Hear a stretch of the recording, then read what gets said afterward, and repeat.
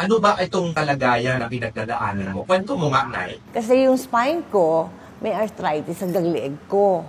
Tapos, nung first na experience ko to, in-injection na ako sa likod. Tapos, yung sumunod, dahil hindi pa rin nawawala yung pain, mismong sa spine nila ako sinaksakan ng steroids.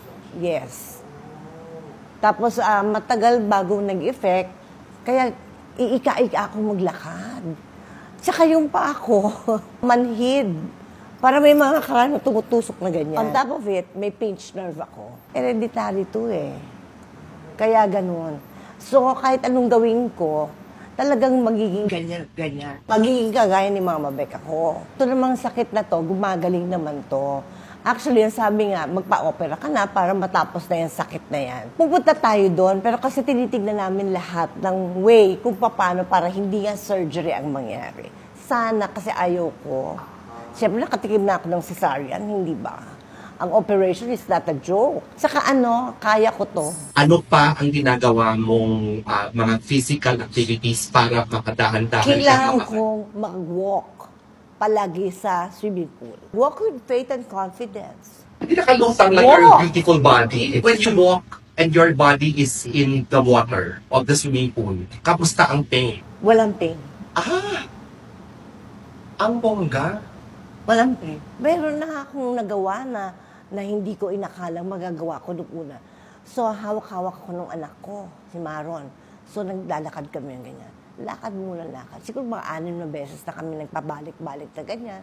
Tapos mamaya, oy, kasi dalalera, di ba? Mag-isa na lang pala akong naglalakad.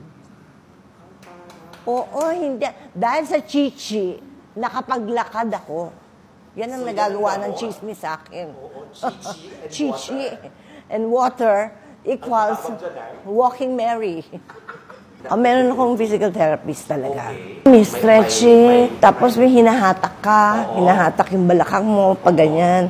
Tapos hinahatak yung leg mo, pag ganyan. Sabi ko, sana pagkatapos ng na to, tumangkad naman ako. Sabi ko, ang dami yung ginawang hatak sa akin Nakakabiling ka na eh? Oh, Saan ba yan pwedeng... Hindi masyado. Saan ba pwede makuha ng energy na yan? Pag masaya ka, ganyan talaga, di ba? Nakakayanan ko siguro lahat ito kasi napakadaming masalimuot akong dinaanan sa buhay ko. Kaya siguro naintindihan nyo. When your body talks, you listen. Thank you na dito sa mismong platform mo ay marininggan ka ng mga taong nagsusubaybay at nagmamahal sa'yo. Kasi marami pong haka-haka, maraming chismis. Hindi natin gamitin yung mga bagay na ganyan sa mga chika lang. Gamitin natin para sa ikabubuti o may mapapala yung kapwa-tao natin. We have to be mindful and respectful. Ano ang pinaka-magandang natutunan mo dito sa pinagdadaanan mong physical condition? Ano po kaya? Pakinggan mo yung katawan mo kasi kailan lang naman yun, di ba? Nag-19 anyos lang ako. Na ano bang ginagawa? Di ba? Hindi naglalaro. Nagtatrabaho. Nag-umpisa ng 6. Ngayon, 60 na. Nagtatrabaho pa din. Tuloy ulit ang buhay.